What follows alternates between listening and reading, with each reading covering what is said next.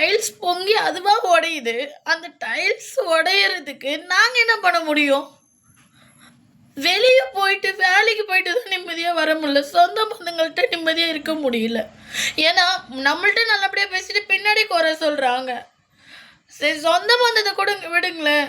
நம்ம பேசுகிறவங்க ஆசைபாசத்தோடு பேசுகிறோம், நம்ம ஃப்ரெண்டுக்கிட்ட பேசுகிறோம், நம்பி ஒரு விஷயத்துல இது என்னோடய பர்சனல்னா அதனால நான் என்னோடய குறைங்களை சொல்கிறேன். எங்களுக்கு இதெல்லாம் பிரச்சனையை தாண்டி நாங்கள் வீட்டுக்கு வரோன்னா என் குழந்தைங்க கூட நிம்மதியாக சமைச்சு சாப்பிட கூட முடியலன்னா டார்ச்சர் பண்ண நிம்மதி தூக்கம் வர மாட்டேங்குதுண்ணா.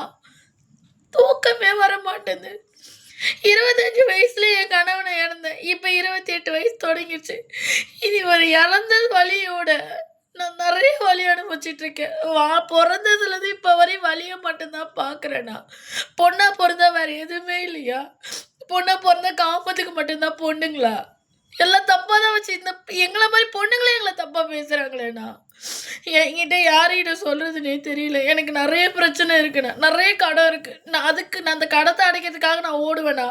இந்த பிரச்சனை தீர்க்கிறதுக்காக ஓடுவேண்ணா. என் 2வது பையனுக்கு 2 கிட்னி ப்ராப்ளம், அவனுக்காக ஓடுவேண்ணா. என் பெரிய பையனுக்கு நெஞ்சு ப்ராப்ளம், அவனுக்கு பார்ப்பேண்ணா. 3 பிள்ளைங்க 3 விதமான பிரச்சனையில் இருக்குண்ணா. நான் என் பிள்ளைங்கள பார்ப்பேண்ணா, இல்லை நான் வேலைக்கு ஓடுவேண்ணா, சோத்துக்கு ஓடுவேண்ணா, இவங்க பண்ணுற பிரச்சனைக்காக ஓடுவேண்ணா. நான் எதுக்கு நான் ஓடுவேன்? நான் ஒத்த மனுஷனை எதுக்கு நானும் பாடுபடுவேன்? எனக்கு பயங்கர டார்ச்சர். எனக்கு தேவை நான் வேலைக்கு நிம்மதியாக போயிட்டு வீட்டுக்கு வரணும். எனக்கு சேஃப்டி கிடையாது வெளியே போயிட்டு வந்தாலும். அதை கூட விடுங்க, நான் எப்படியா சமாளிச்சுப்பேன்.